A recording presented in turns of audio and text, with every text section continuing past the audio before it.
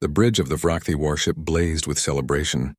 Purple and blue lights danced across metal walls as the alien crew cheered their victory. They had done the impossible. They had captured a human soldier alive. Commander Vectar stood tall, his forearms crossed over his armored chest. His skin shimmered with pride, changing from deep violet to bright crimson. Around him, his officers congratulated each other, their voices a mixture of clicks and growls that filled the command center. "Bring the human to me," Vectar ordered. 2 guards dragged the prisoner forward. The human didn't struggle. He walked between them with steady steps, his boots making soft sounds on the metal floor. His uniform was torn and burned in places, covered with dirt and dried blood. But his eyes were clear and calm. The alien crew fell silent as the prisoner stopped before their commander. They stared at him with curiosity and contempt. Humans were supposed to be weak, soft creatures from a small blue world. Yet this one had survived when his ship exploded. That alone made him interesting. Vectar leaned down, bringing his large head close to the human's face. The commander stood nearly 8 feet tall, twice the human's width. His teeth were sharp, designed for tearing meat. His breath smelled like sulfur and metal. "Human," Vectar said in broken earth language. "You are prisoner now. Your ship is destroyed. Your crew is dead. You are alone." The human said nothing. He simply looked at Vectar with those dark, quiet eyes. "Tell me your name," Vectar demanded. The human took a breath. When he spoke, his voice was steady and low. "Kang Taman, serial number 773942. Lieutenant Ralvex, Vectar's second-in-command, stepped forward. He was smaller than the commander, his skin a lighter shade of purple. Unlike the others, he didn't smile or celebrate. Something about the human bothered him. The way he stood, the way he watched everything with careful attention. "Search him again," Ralvex said. "Make sure he carries no weapons or devices." The guards obeyed. They ran scanners over the prisoner's body, checked his pockets, examined every inch of his uniform. They found nothing. No weapons. No communication devices. No hidden tools. Just a soldier with empty hands. "He is harmless," one guard reported. Vectar laughed. It sounded like rocks grinding together. "Of course he is harmless. Look at him. He is small, weak, soft skin that tears easily. No claws, no fangs. Humans are the weakest species in the galaxy." The other aliens joined in the laughter. They pointed at the prisoner and made jokes in their own language. Some imitated human movements, pretending to be afraid and helpless. The mockery echoed through the bridge. Through it all, Taman remained still. His face showed no anger, no fear, no shame. He simply watched and listened. "We have conquered 17 star systems," Vectar continued, speaking to his crew now. "We have defeated races far stronger than humans. This war will end soon. Earth will fall, and all humans will kneel before the Vrathi Empire." He turned back to Taman. "You will tell us everything. Where are your military bases? How many ships do you have? What are your defense plans?" "No," Taman said quietly. The word hung in the air like a challenge. The bridge fell silent again. Vectar's skin darkened to angry red. "You refuse? You think you can resist interrogation? We have ways to make you talk, human. We have machines that can break your mind. Drugs that will make you beg to tell us everything." "You can try," Taman said. The corner of his mouth lifted slightly. Not quite a smile, but close. This response angered Vectar even more. He raised one of his large hands, preparing to strike the prisoner. But Ralvex stopped him. "Commander, wait. We should check his identity first. He might have valuable information." Vectar lowered his hand. "Very well. Run his name through our database. Let's see who this Kang Taman really is." A young officer at a computer station began typing. The alien technology hummed and beeped as it searched through millions of records. The process usually took seconds, but this time the computer kept searching. And searching. "Why is it taking so long?" Vectar asked. The young officer looked confused. "I don't know, sir. The system is processing something large. There's a lot of data attached to this name." Ralvex felt his concern grow stronger. He moved closer to the computer station, watching the screen flash with symbols and images. Minutes passed. The celebration mood on the bridge died completely. Everyone watched the computer work. Even Taman seemed to be waiting for something. Finally, the computer beeped 3 times. The young officer's skin went pale, shifting from healthy purple to sickly gray. "Sir," the officer said, his voice shaking. You need to see this. Before Vectar could respond, the bridge doors opened. An older Vrakthi rushed inside. His name was Kormal, and he led the ship's intelligence division. He was breathing hard as if he had been running. In his trembling hands he carried a data tablet. Kormal's skin had gone completely pale. His eyes were wide with something that looked like fear. "Commander Vectar," Kormal said. "Sir, we have a serious problem." "What problem?" Vectar demanded. "We captured one human soldier. That is a victory, not a problem." Kormal walked slowly toward the commander. He kept glancing at Taman, then looking away quickly as if afraid to stare too long. "This is not just a soldier," Kormal said. He held up the tablet. "I've been reviewing our intelligence files. This human's name triggered multiple alerts, high-priority alerts. I started reading his file and—" He paused, swallowing hard. "Sir, this file is hundreds of pages long." "So what?" Vectar said. "Maybe he's been a soldier for many years." "No, sir. You don't understand." Kormal's hands shook harder. "This human has personally destroyed 12 of our capital ships. He liberated 4 colony worlds that we had conquered. He's completed over 40 deep penetration missions behind our lines, missions that should have been impossible." The bridge became completely silent. Every alien stared at the tablet, then at the prisoner. "That's impossible," Vectar said, but his voice had lost its confidence. "One human cannot do all that." "The humans have a name for him," Kormal continued. "They call him the Reaper." Those words seemed to suck all the air from the room. Several officers stepped back from the prisoner. Even the guards holding Taman loosened their grip slightly. Vectar stared at the human with new eyes. "Is this true? Are you this Reaper?" Taman's slight smile grew a bit wider. "I'm just a soldier," he said calmly. "Just doing my job." Ralvex felt cold fear creep through his body. He had heard stories about the Reaper. All Vrakthi military officers had. They were told these stories were human propaganda, lies meant to scare them. But now, looking at this quiet man with calm eyes, Ralvex wasn't sure anymore. "Lock him in the detention cell," Vectar ordered. "Maximum security. Guards at all times." "I want—" "Sir," Kormal interrupted. "There's something else. Something very important." "What now?" Kormal looked at his tablet again, his hands still shaking. "According to our records, the Reaper never works alone.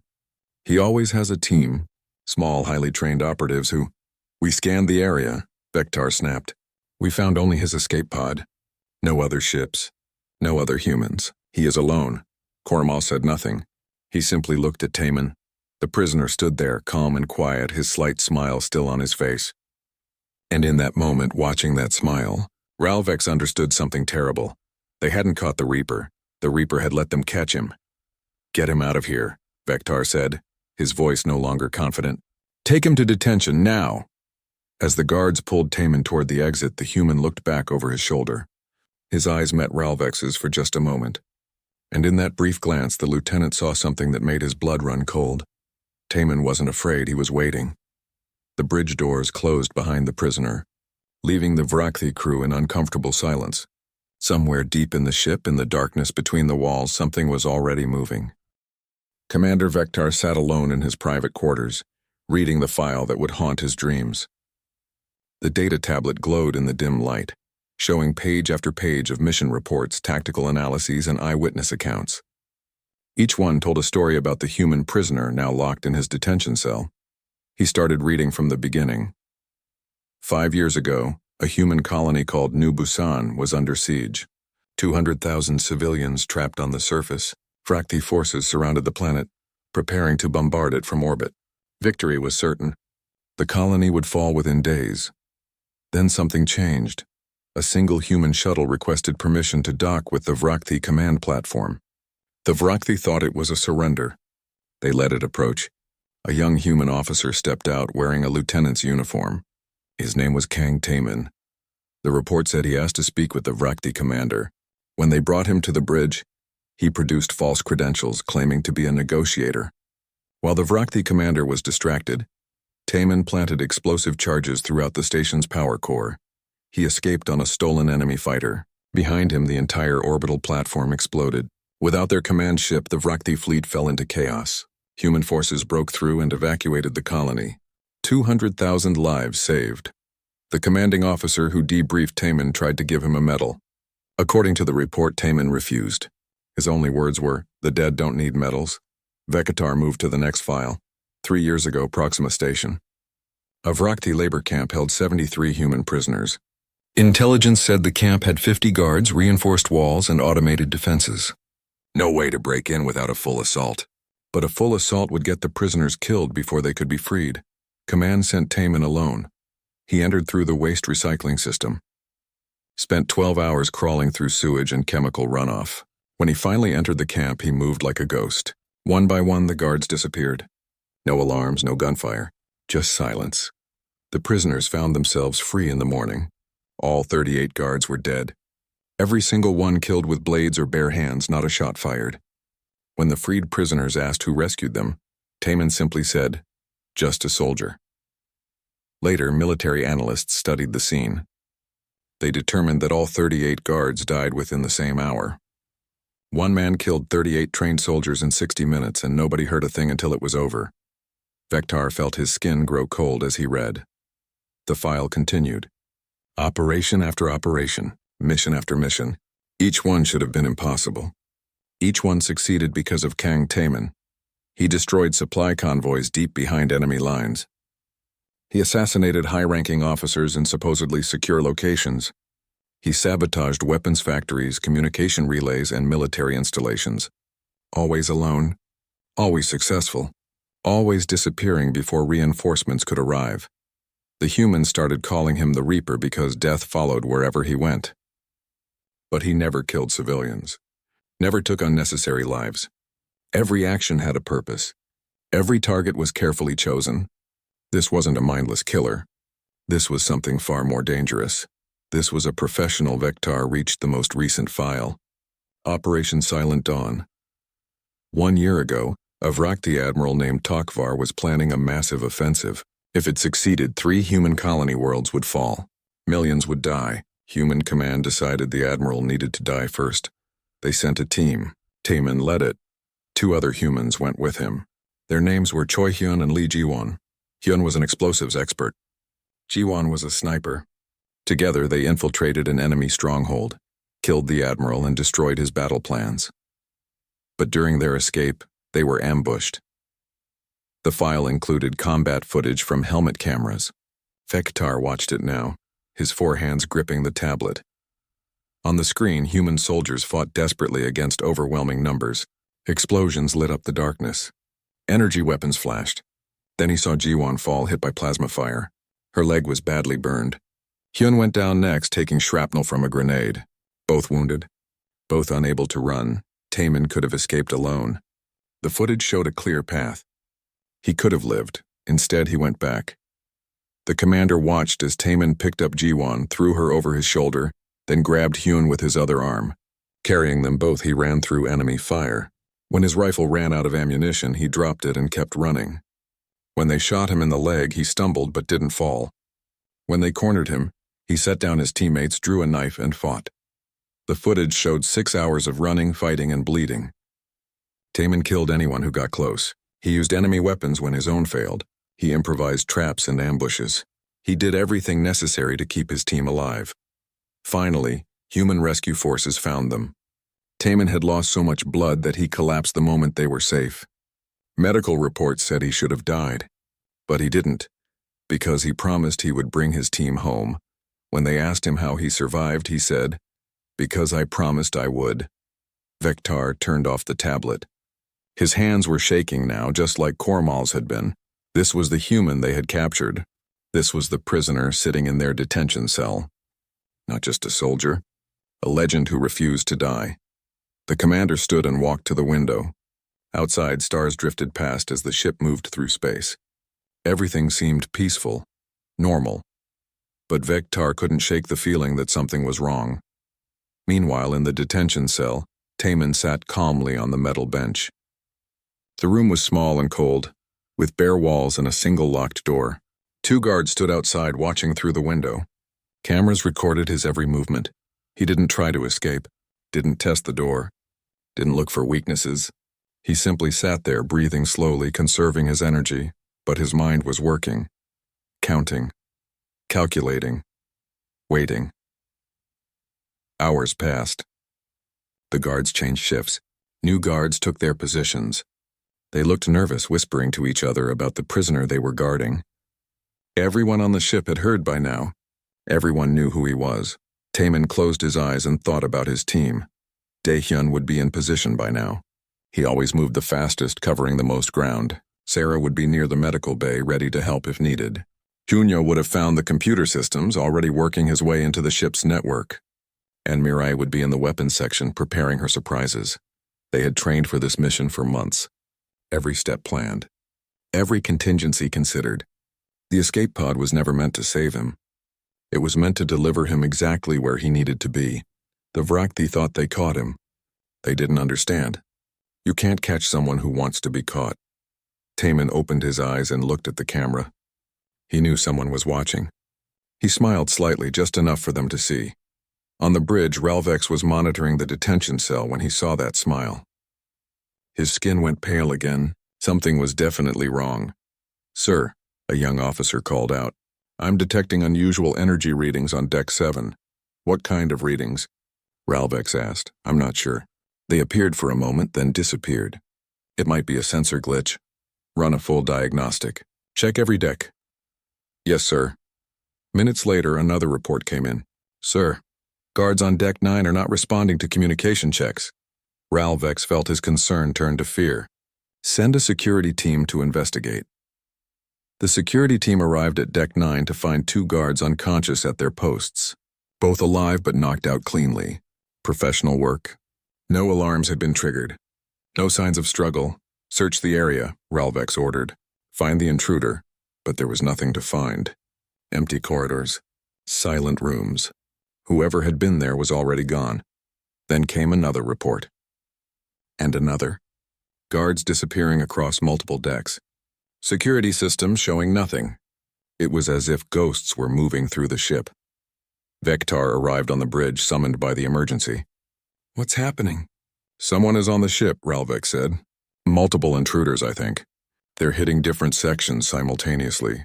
That's impossible. We scanned for life signs. There's no one here except our crew and the prisoner." "Then explain this." An alarm suddenly blared through the ship. Red lights flashed. A panicked voice came over the communication system.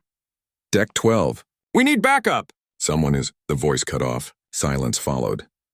Vektar stared at the communication panel, then slowly turned to look at the detention cell monitor. Taemin sat there calmly, his slight smile still on his face. "He knew," Vektar whispered. "He knew this would happen." Ralvex felt ice in his veins.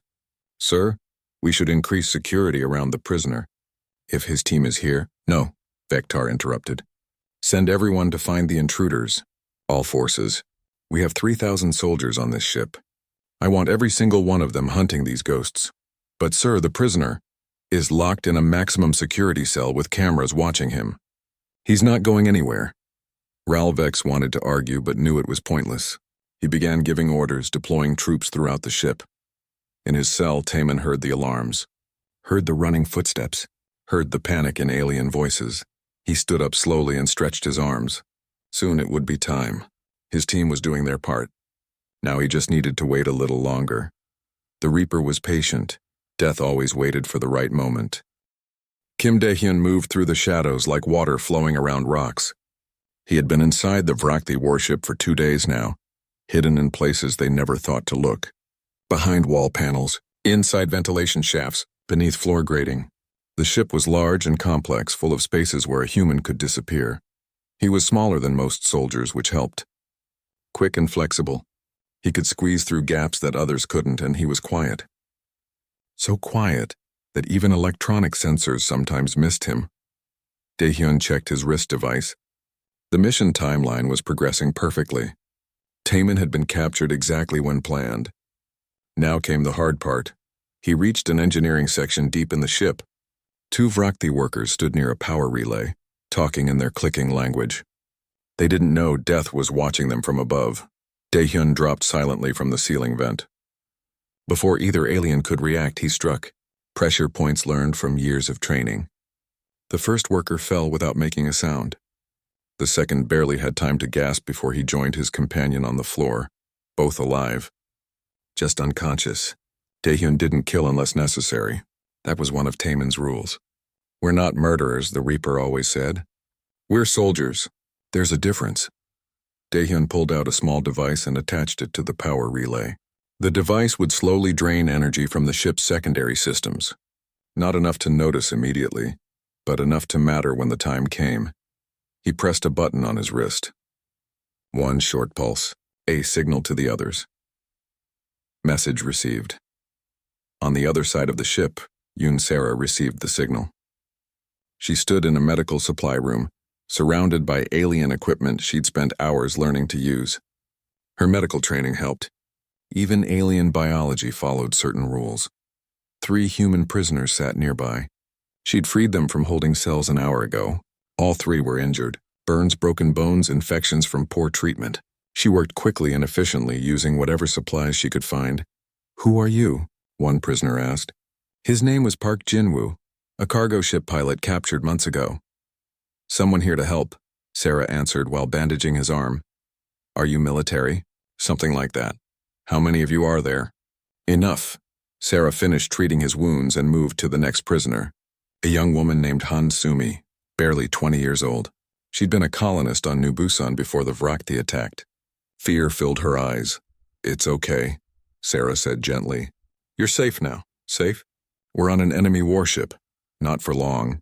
Sarah's wrist device pulsed. Daehyun's signal. She pressed her own button twice. Signal sent, the medical bay doors opened. 4 Vrakti guards entered, weapons ready. They'd finally noticed the missing prisoners. Sarah didn't hesitate. She moved faster than they expected, using techniques that came from both medical knowledge and combat training. She knew exactly where to strike. Nerve clusters that would cause temporary paralysis. Blood vessels that would make them pass out. Pressure points that would drop them like stones. The first guard fell in 3 seconds. The second in 4. The third managed to raise his weapon, but Sarah was already inside his reach. She twisted his arm and the weapon clattered to the floor. 5 seconds later, he joined his friends in unconsciousness. The 4th guard stared at her, then at his fallen companions. He was young and inexperienced. He dropped his weapon and raised his hands in surrender. Sarah picked up one of the fallen weapons and pointed it at him. "Turn around. Face the wall." "Don't move," he obeyed. She looked at the freed prisoners. "Can any of you use a weapon?" Park Jin-woo stood up, wincing from his injuries. "I can." "Good. Watch him." She handed him the weapon. "If he tries anything, shoot. But only if you have to." Jin-woo took the weapon with shaking hands. "Where are you going?" "To free more prisoners." "Stay here, keep quiet. Someone will come for you soon." Sarah left them and disappeared into the corridor. Her wrist device pulsed again. This time 3 quick pulses. That was Junho's signal. Han Junho sat in a maintenance closet surrounded by cables and computer terminals. His fingers flew across a portable keyboard, typing commands faster than most people could think. The Vrakti computer systems were complex but not impossible. Every security system had weaknesses. Every network had backdoors. You just needed patience to find them.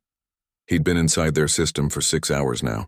At first, he only watched, learning their protocols, understanding their security, finding the holes in their defenses. Then he started making changes, small changes, subtle changes. He looped camera feeds so guards saw empty corridors when intruders passed. He delayed alarm systems by crucial seconds. He created false reports that sent security teams to wrong locations. But now he found something that made him stop typing.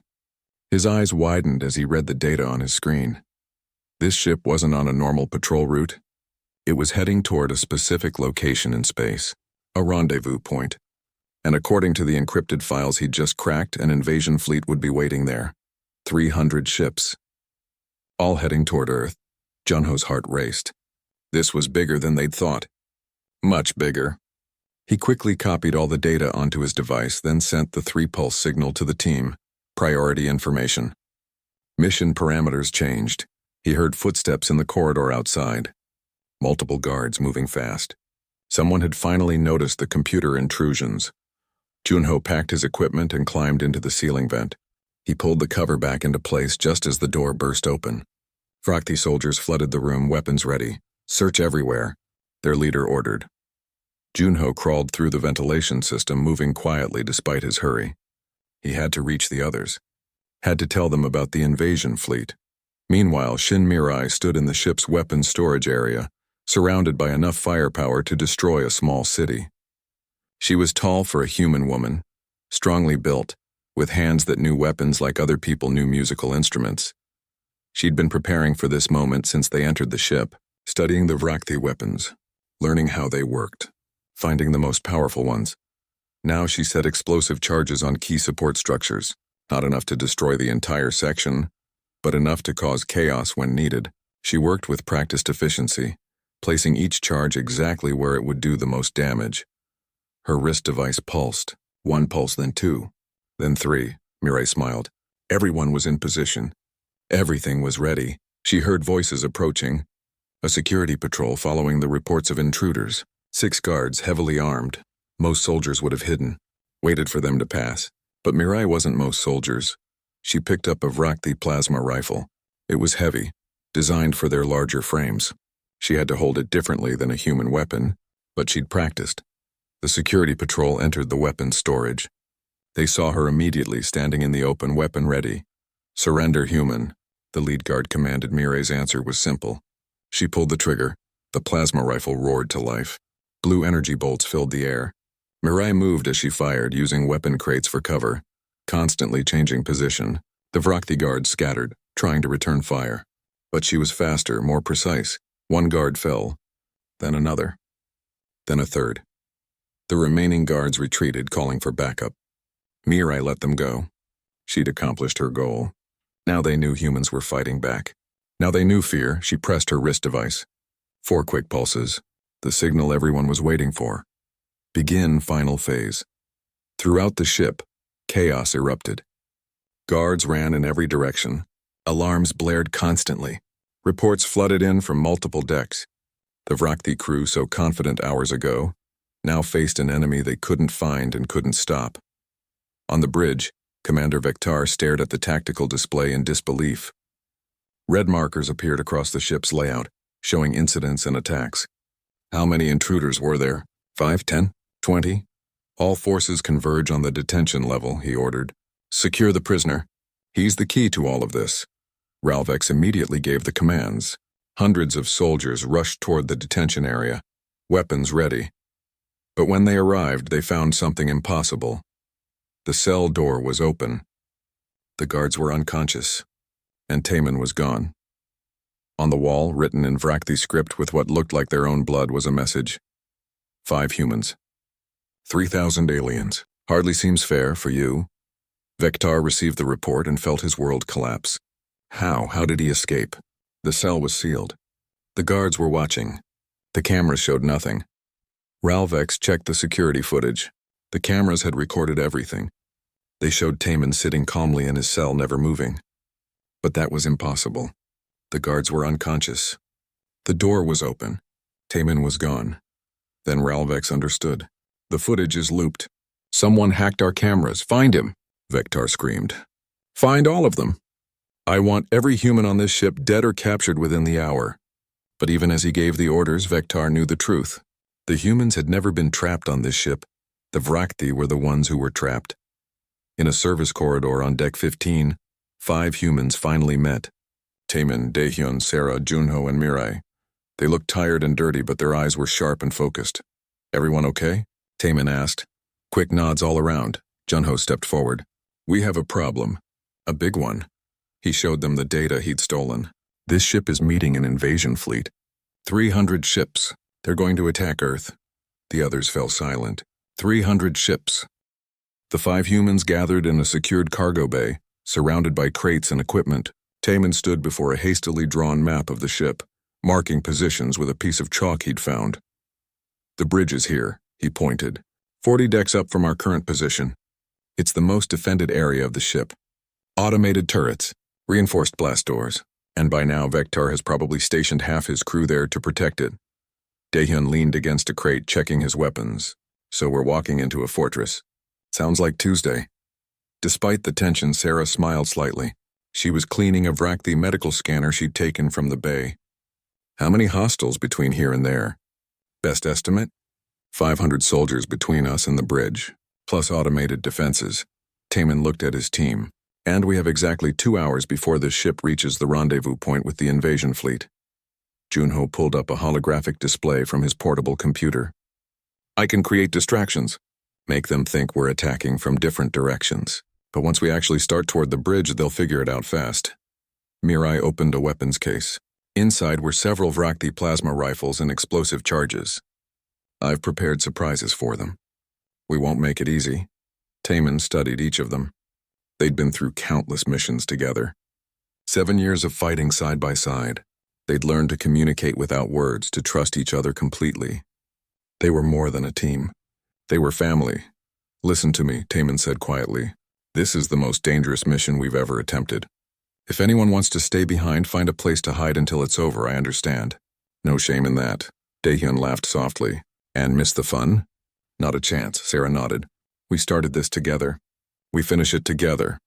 Someone needs to make sure you don't get yourself killed, Junho added with a slight grin. Mirai just checked her weapons and said nothing. She didn't need to. Her presence was answer enough. Taemin felt pride and fear mix in his chest. Pride in their courage, fear that he might lose them. All right, he said. We split into 2 groups.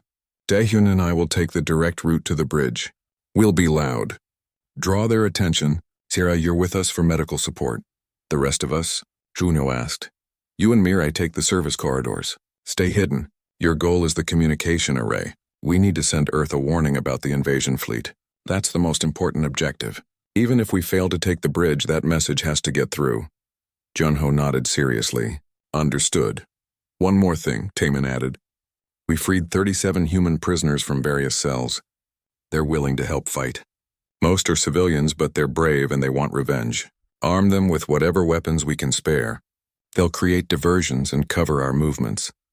The plan was set. They synchronized their timers. 2 hours until the rendezvous. Less time than that to take the bridge and send the warning. Taemin looked at each of them one more time. Stay alive. That's an order. They separated. Junho and Mirai disappeared into the service corridors. Taemin, Daehyun, and Sarah headed toward the main passage leading to the upper decks. The freed prisoners, led by Park Jinwoo and Han Sumi, spread throughout the ship. They were scared but determined. The Vrakti had treated them like animals. Now they had a chance to fight back. The assault began. Taemin moved through the corridors like a storm. Every movement was precise and deadly. He'd spent years studying combat, learning from every fight, improving with every mission. Now all that experience flowed through him naturally. A group of Vrakti soldiers blocked the corridor ahead. 10 of them armed with energy weapons. Surrender, human, one shouted. Taemin's response was action, not words. He moved before they could fire. Using a support beam for cover, he closed the distance. His knife flashed in the dim light. The first soldier fell. Then the second. Daehyun appeared from the side, taking out 3 more with quick, efficient strikes. He and Taemin had fought together so many times that they moved like parts of the same machine. When one attacked high, the other went low. When one needed cover, the other provided it. Sarah stayed behind them, weapon ready, watching for flanking attacks. She'd patched them up after countless fights. She knew their patterns, their movements, their weaknesses, and when necessary, she could fight just as well as they could. The 10 guards fell in less than a minute. Next level, Taemin said, breathing hard but steady. They climbed through maintenance shafts, fighting their way upward. More guards appeared. More automated defenses activated. But nothing stopped them. Meanwhile, Junho and Mirai reached the communication array. It was located in a separate section of the ship, heavily protected but not as defended as the bridge. I need 15 minutes to hack into their system and send the message, Junho said, already connecting cables to the main terminal. You've got 10, Mirai replied. She positioned herself at the entrance, weapons ready. After that, this whole section will be crawling with guards. Junho's fingers flew across the keyboard. The Vrakti encryption was tough, but he'd been studying their systems for days. He found the backdoors he'd planted earlier and used them to bypass security protocols. The terminal beeped. Access granted, he started composing the message. Earth's military command needed to know about the invasion fleet. 300 ships. Current location. Estimated arrival time. Everything. Footsteps echoed in the distance. Guards approaching. Company incoming, Mirai said calmly. Almost done. The footsteps grew louder. Closer. Junho. 30 seconds. The first guards appeared at the far end of the corridor. Mirai opened fire. The plasma rifle kicked against her shoulder, but she held it steady. Blue bolts of energy tore through the air. The guards scattered, seeking cover. 20 seconds. More guards arrived. They returned fire. Energy bolts burned holes in the walls. Mirai moved constantly, never staying in one place, making herself a difficult target. 10 seconds. A bolt hit the wall next to her head. She felt the heat, smelled burning metal. But she didn't stop firing. Done, Yunyo shouted. Message sent. Then let's go, they ran. Guards chased them, but Mirai had placed explosive charges along their escape route. She triggered them remotely as they ran. Explosions rocked the corridor behind them, creating barriers of twisted metal and fire. On the bridge, Vektar received a report that made his blood run cold. Sir, the humans have accessed our communication array. They've sent a message toward Earth. Block it! Jam the signal. Too late, sir. It's already away. Lightspeed transmission. We can't stop it now. Vektar slammed his fist on the command console. Earth would know about the invasion fleet now. Surprise was lost. The entire operation was compromised. Where are the intruders now? Multiple locations, sir. But there's heavy fighting on deck 32. Someone is pushing hard toward the bridge. All forces, defensive positions. Prepare for assault. I want every automated defense system online. If they want this bridge, they'll have to go through hell to get it. Ralvek stood beside his commander, watching the tactical display. Red markers showed human positions. Blue markers showed Vrakthi forces. The red markers kept pushing forward, moving upward through the ship. Sir, Ralvek said quietly, these humans are not going to stop. Maybe we should consider what? Surrender? To 5 humans? They've already accomplished their mission. They freed prisoners. They sent their warning. Maybe they'll leave if we let them take escape pods. Vektar's skin turned dark red with anger. No, they invaded my ship. Killed my crew. Humiliated the Vrakthi Empire. They will die here. Every single one of them. Ralvik said nothing more, but privately he wondered if they would be the ones dying instead. Taman reached deck 35. Only 5 decks below the bridge now. But the resistance grew heavier with each level. The Vrakthi had concentrated their forces here, creating a killing zone.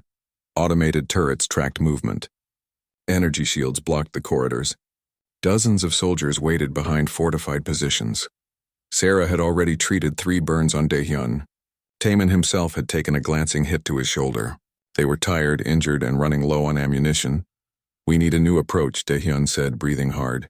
We can't just shoot our way through this. Taman studied the defenses, looked for weaknesses, considered options, then he smiled. That dangerous smile his enemies had learned to fear. We don't need to go through, he said. We go around, he pointed to the ceiling. Maintenance shafts run parallel to the main corridors. We can bypass their defenses, come up behind their lines. Those shafts aren't designed for combat, Sarah pointed out. We'll be exposed if they spot us. They won't spot us, because they'll be too busy watching the front door. Taman contacted the freed prisoners on his communication device. Jinwoo, are you there? We're here, came the response. What do you need? I need you to attack the fortified position on deck 35. Make a lot of noise. Don't worry about winning.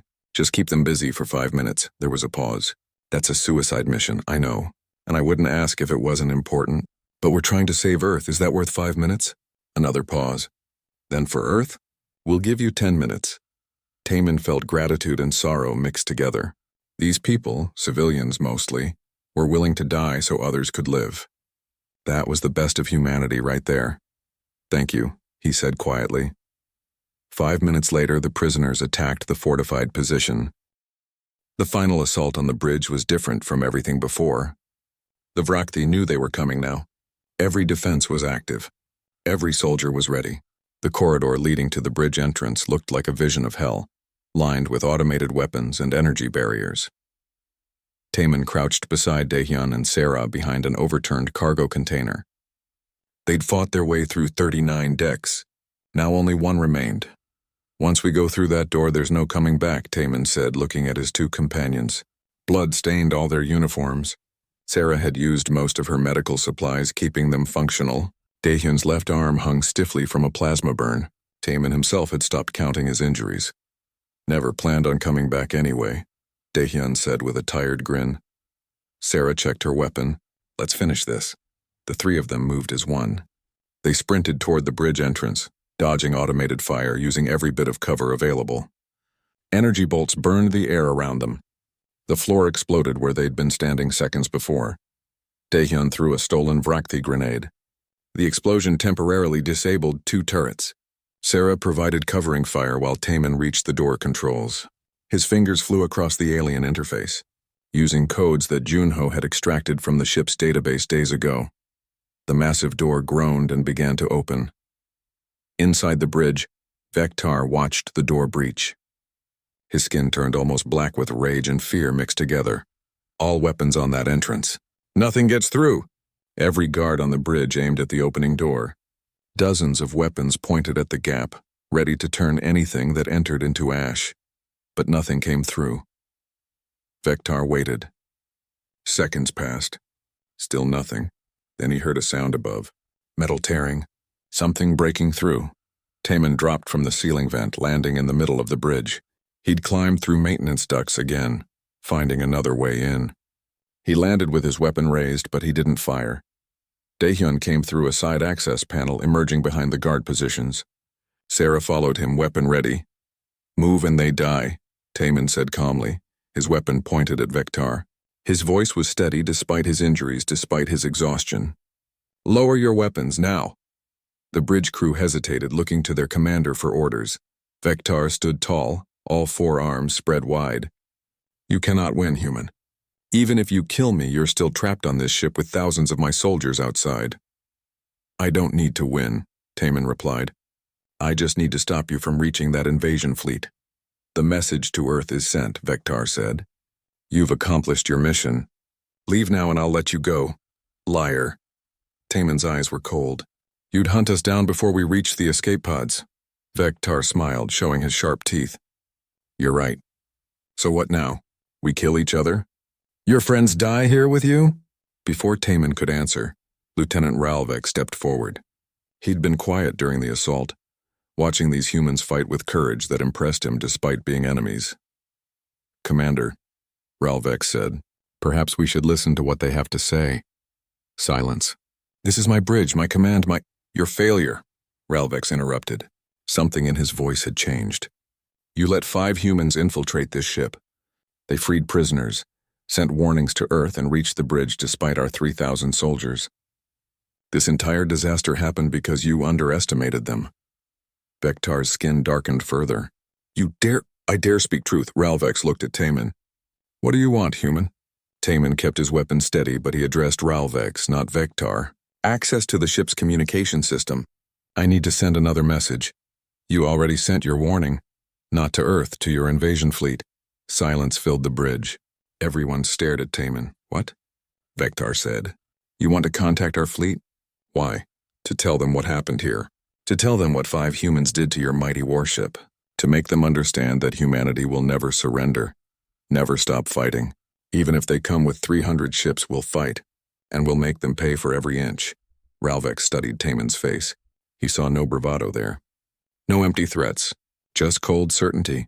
You would doom your own world? Ralvex asked quietly. The fleet will still attack even with the warning. Maybe. But they'll attack knowing they're walking into a trap. Knowing Earth is ready. Knowing that every Vrakthi ship that enters our system might not leave. Fear is a weapon too, Lieutenant. And right now I'm giving your fleet something to fear. Before anyone could respond, alarms blared through the ship. New alarms, different from before. Junho's voice came through Taemin's communication device. We have a problem. A big one. What is it? The invasion fleet arrived early. They're here now. Through the bridge viewports, space lit up with hundreds of points of light. Ship after ship appeared, exiting faster than light travel. The Vrakthi invasion fleet had arrived at the rendezvous point. 300 warships, each one massive and deadly. And in the distance, smaller lights appeared too. Earth's defensive fleet responding to the warning message. 80 ships against 300. Impossible odds, Vektar laughed. You're too late, human. The battle has already begun. Taemin looked at the impossible sight outside. His hand tightened on his weapon.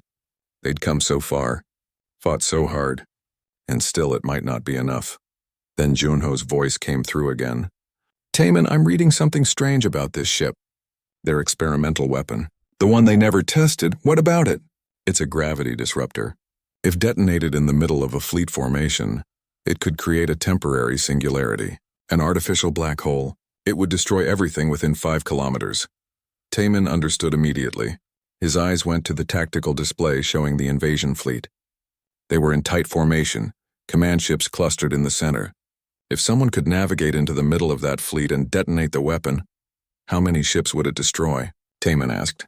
At least 40, maybe 50, enough to break their formation and give Earth's fleet a fighting chance. What about the ship that detonates it? Pause. That ship and everyone on it would be gone. No survivors, no escape. Daehyun had been listening. He looked at Taman and shook his head. No, we're not doing this. Doing what? Sarah asked. He's thinking about staying behind, Daehyun said. About turning this ship into a weapon. Taman said nothing, but his silence was answer enough. No, Daehyun repeated firmly. You've done enough. We've all done enough. Someone else can... There is no one else, Taman said quietly. If we don't stop that fleet, millions die. Earth falls. Everything we fought for ends. Mirai's voice joined the communication channel. She and Junho had reached the bridge level. We're coming to you. 2 minutes out. Stay where you are, Taman ordered. What? Why? Because you're not going to like what happens next. Taman turned to Ralvex. Lieutenant, do you believe in honor? The question caught Ralvex off guard. Yes, honor is everything to our people. Then help me save my world. Help me stop this invasion. You and your crew pilot this ship into the middle of that fleet. Detonate the weapon. Break their formation. Give Earth a chance, Vectar laughed harshly. He's insane, asking us to commit suicide for his planet? But Ralvex wasn't laughing. He looked at the viewports at the battle beginning outside. He thought about everything he'd seen. The courage of these humans. Their willingness to sacrifice everything. And he thought about what the Vrakthi Empire had become. Conquerors. Destroyers. Taking worlds and crushing civilizations. Was this really honor? Lieutenant, Vectar warned. Don't even consider... I'm considering, Ralvex said. He looked at his bridge crew. 30 Vrakthi officers who'd witnessed everything. We brought this war to their world. We planned to invade Earth to enslave their people. And when they fought back, when they showed more courage and honor than we ever did, we called them weak. He straightened, his skin shifting to a color that meant determination in Vrakthi culture. Maybe it's time we remembered what true honor means. Not conquest, not domination, but sacrifice for something greater than ourselves. You're talking about mutiny, Vectar shouted. I'm talking about redemption. Ralvex turned to his crew. Anyone who wishes to leave may take the escape pods. I will not order you to stay, but I am staying. This is our ship, our weapon, our responsibility. Let us end this war with honor instead of shame. Slowly, one by one, the Vrakthi bridge crew nodded. They would stay. They would sacrifice themselves. Even Vectar, seeing the determination in his crew's eyes, fell silent. Perhaps he finally understood. Perhaps at the end he found something worth dying for too. Go, Ralvex said to Taman. Take your team. Get to the escape pods. We'll give you 5 minutes before we begin our run. Taman looked at this alien officer, this enemy who had become something else. Thank you, human, for showing us what we had forgotten. Taman, Daehyun, and Sarah ran from the bridge. They met Mirai and Junho in the corridor. All 5 together again. What's happening? Junho asked. The Vrakthi are going to sacrifice themselves. Turn the ship into a weapon. We need to get to the escape pods now. They ran through the corridors, gathering freed prisoners along the way. Park Jinwoo, Hansumi, and 35 others. Everyone who'd survived the fighting. Everyone who deserved to go home. The escape pods launched just as the Crimson Talon began its final journey.